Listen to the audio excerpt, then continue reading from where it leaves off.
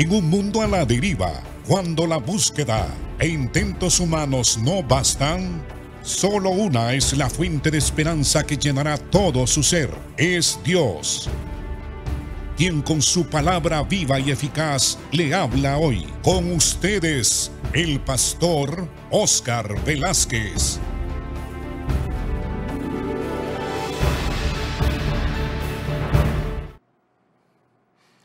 Bienvenidos, amados hermanos. Continuamos con el estudio de Lucas y comenzaremos el capítulo 4. Déjenme hablarles un poquito sobre la enseñanza anterior. Cuando Jesús fue para ser bautizado por Juan en la orilla del río Jordán. Ahí nos habíamos quedado en el estudio anterior y cómo el Señor, después de que fue bautizado por Juan, entonces el Espíritu Santo descendió del cielo en forma corporal como de una paloma y reposó sobre Jesús. Y Jesús fue lleno del Espíritu Santo y se escuchó una voz del cielo confirmando la identidad del Mesías, que en ese momento comenzaba su ministerio. Y la voz que se escuchó en ese momento decía: tú eres mi Hijo amado y en ti tengo complacencia. Allí entonces Jesús tuvo su llamamiento y comienzo de su ministerio, que duró aproximadamente 3 años o tal vez 3 años y medio. Jesús fue ungido, fue llenado del Espíritu Santo, cumpliéndose así las profecías del Antiguo Testamento que hablaban de la venida de un rey que venía a reinar y que venía también a salvar al pueblo de sus pecados y que iba a recibir un reino de su descendiente o de su ascendiente David. Entonces aquí comienza el ministerio de Jesús y Juan tiene el grande privilegio de ser el que de alguna manera, por ser hijo de sacerdote, de alguna manera, según lo dicen algunos eruditos bíblicos, algunos teólogos, no fue tanto un bautismo para identificarse con el pueblo de Israel, porque Jesús no era pecador, Él es Dios hecho carne y por lo tanto su bautismo no podía catalogarse como un bautismo de arrepentimiento. Más bien algunos eruditos dicen que ese evento tan importante en el río Jordán marca el comienzo de su ministerio, algo así como su santificación, su consagración en el ministerio, como solía hacerse también con los reyes y con los profetas del Antiguo Testamento, que se hacía una ceremonia muy significativa para consagrar a los siervos del Señor que se iban a dedicar a predicar el Evangelio o a profetizar o a gobernar. Bien, entonces Jesús fue bautizado por Juan en el río Jordán. Juan, que conocía la identidad de Jesucristo, su valor, su dignidad, él decía: yo más bien necesito ser bautizado por ti y tú vienes a mí para que yo te bautice. Y el Señor le dijo: deja que se cumpla toda justicia. Cuando Jesús subió de las aguas, Él oró. Él oró en respuesta a lo que había hecho Juan y al momento tan solemne de su comienzo del ministerio al cual Dios le había llamado.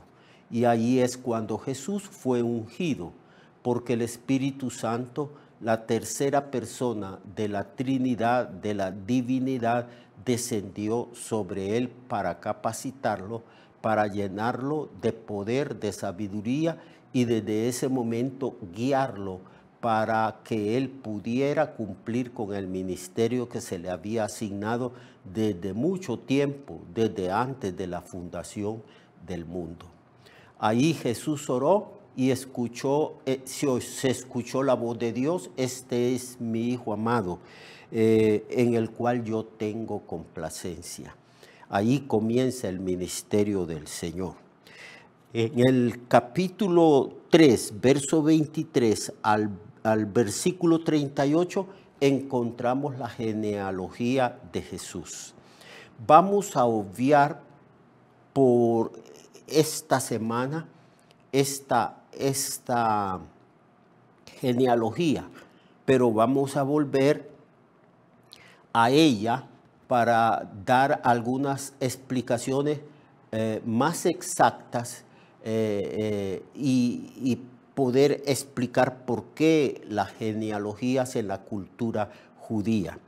Ahora vamos a pasar al capítulo 4, porque la genealogía está como un paréntesis que habla ciertamente del honor, de la gloria, de los antepasados de este gran rey que en este momento es ungido cuando Juan lo bautiza.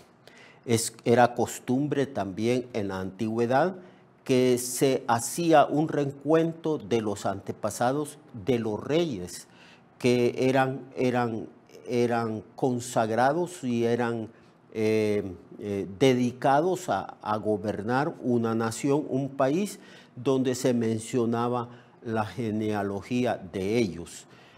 En el caso de Jesucristo no hay excepción alguna respecto a esta costumbre, y aquí se da una genealogía de Jesucristo como rey que en ese momento comienza su ministerio. En el capítulo 4, ya una vez que Jesucristo fue ungido, lleno del Espíritu Santo, inmediatamente el Espíritu lo impulsó al desierto. Y en el capítulo 4 de Lucas leemos: Jesús, lleno del Espíritu Santo, volvió del Jordán y fue llevado por el Espíritu al desierto por 40 días y era tentado por el diablo, y el Señor no comió nada en aquellos días. Pasados esos días, esos 40 días, tuvo hambre. Entonces se acercó el diablo y le dijo: si eres hijo de Dios, di a estas piedras que se conviertan en pan.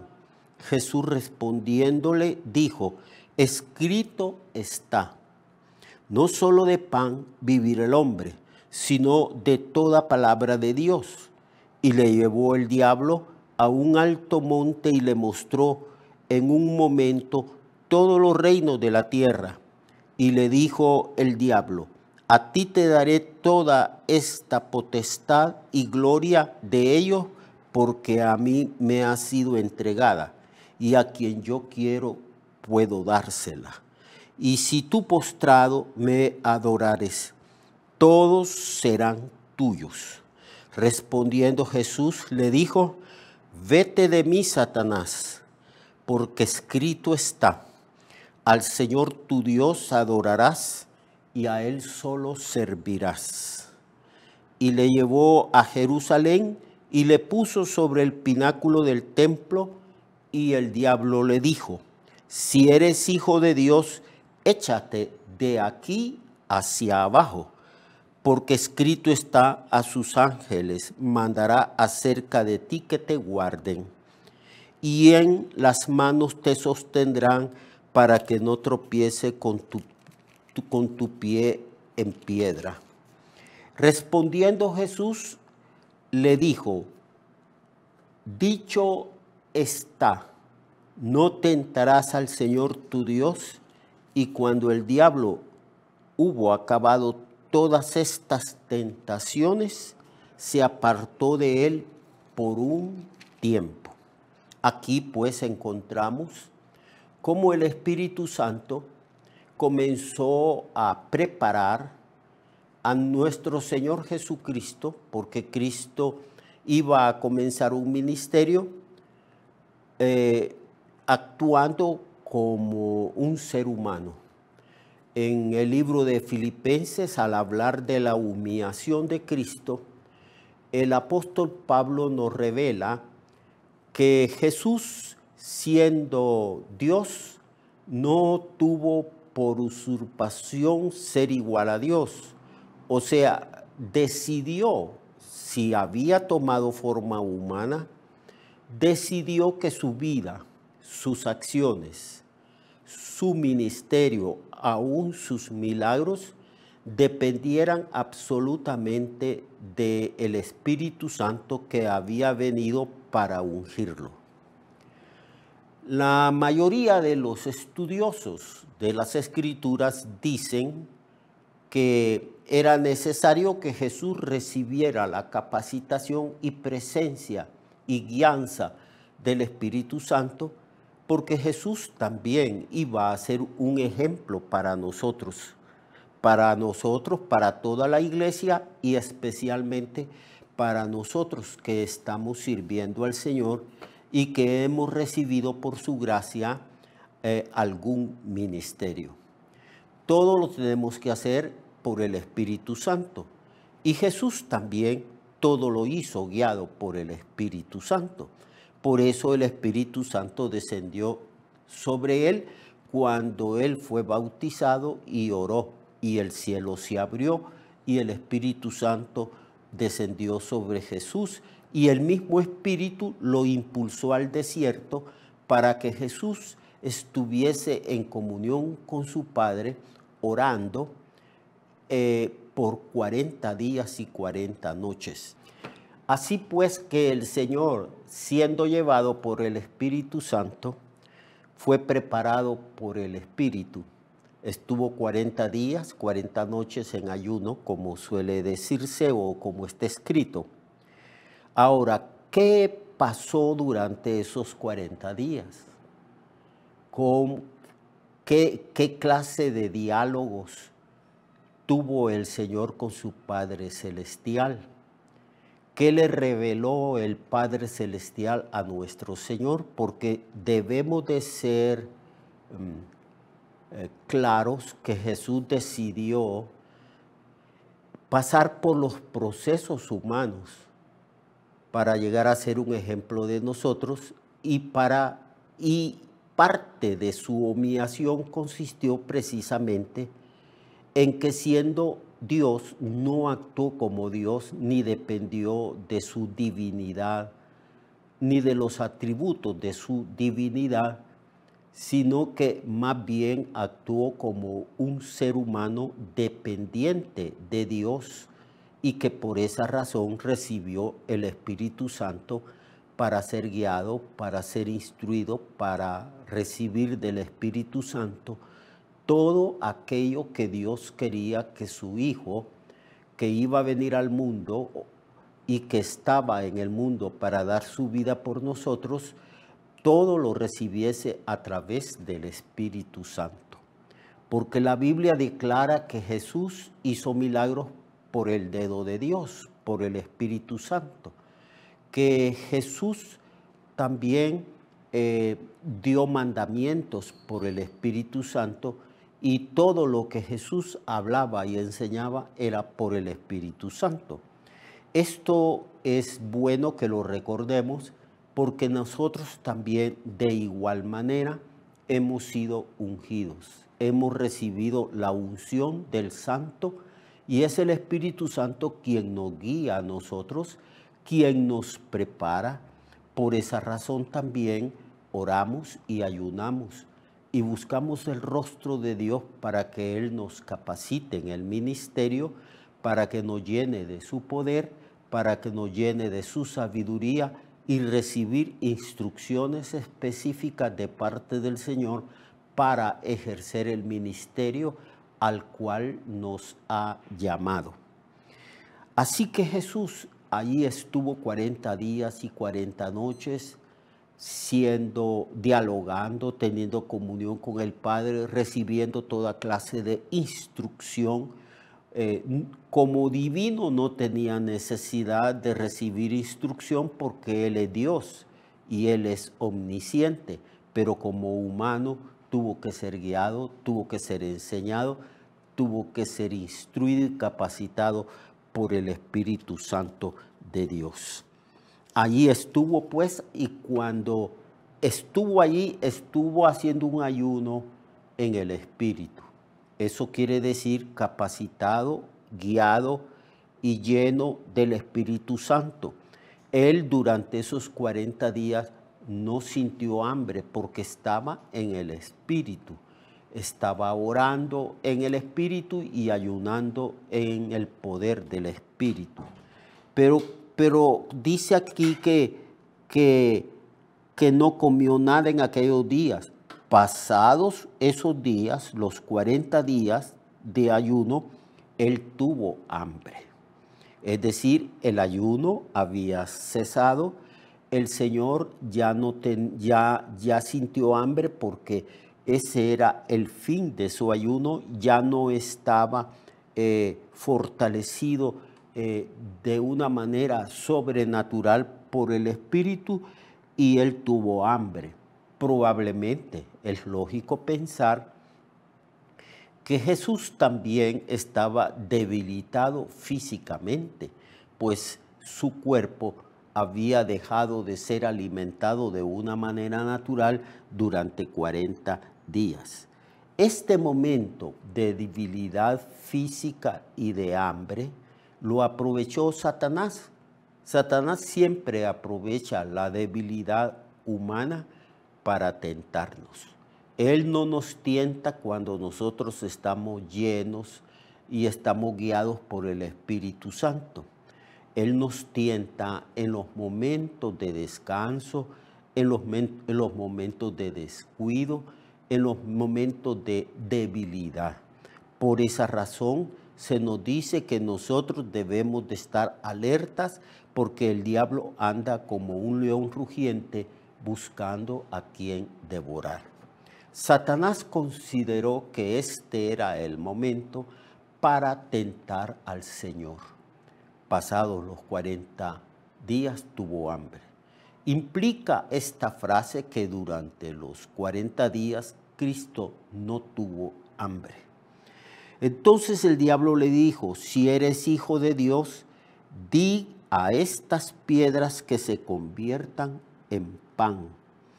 Jesús respondiendo dijo, escrito está, no solo de pan vivirá el hombre, sino de toda palabra de Dios. Le dijo a Jesús, bueno, demuestra que eres hijo de Dios. Ese sí como suena como un sí condicional. Si eres hijo de Dios, si de verdad eres hijo de Dios, o si de verdad crees que eres hijo de Dios y en verdad si lo eres, entonces haz una demostración de tu divinidad y también de tu identidad como Mesías ungido de Dios y enviado por Dios. Entonces es algo así como depende de ti mismo. Sin embargo, la vida del cristiano y la vida de Cristo era una vida que tenía que depender absolutamente de Dios. Entonces lo tienta y le dice, ¿ves esas piedras? ¿Ves esas piedras? ¿Tienes hambre? Dile, háblale a esas piedras para que se conviertan en pan. Eso lo podía hacer Jesús, pero no lo hizo porque él dependía absolutamente de su Padre Celestial. No solo de pan vive el hombre, mas de toda palabra que sale de la boca de Dios. Esas palabras dichas por Jesús fueron tomadas precisamente del Antiguo Testamento, del libro de Deuteronomio, cuando se está hablando de cómo el pueblo de Israel fue probado en el desierto. Y entonces el Señor cita ese texto diciendo, no solo de pan vive el hombre, mas de toda palabra que sale de la boca de Dios. Estas palabras que se encuentran en los 66 libros de la Biblia contiene una enorme cantidad de promesas. Una de las promesas es que ciertamente Dios provee y suple para nuestras necesidades. Entonces Jesús está expresando con esas palabras que Él depende absolutamente del Padre Celestial y que está en la voluntad de su Padre y que Él no tiene que preocuparse absolutamente de nada, simplemente confiar en Dios. No va a actuar independientemente de la voluntad de Dios, sino sometido a su soberanía y a su voluntad. Mañana continuaremos estudiando este capítulo 4 y específicamente las tentaciones que Jesús sufrió cuando estuvo en el desierto ayunando. Lo espero mañana. Dios le bendiga y aprendamos a depender de Dios. Él tiene el control de todo. Amén.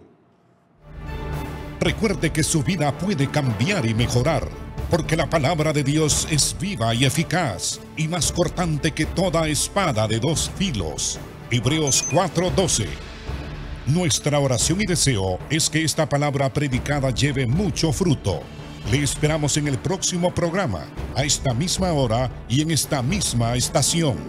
Esta es una producción de Ministerios Reflexionarte, en colaboración con Sirkenu Network. Sus comentarios son bienvenidos. Escríbanos al correo reflexionartehn@gmail.com o al 504-9802-6186.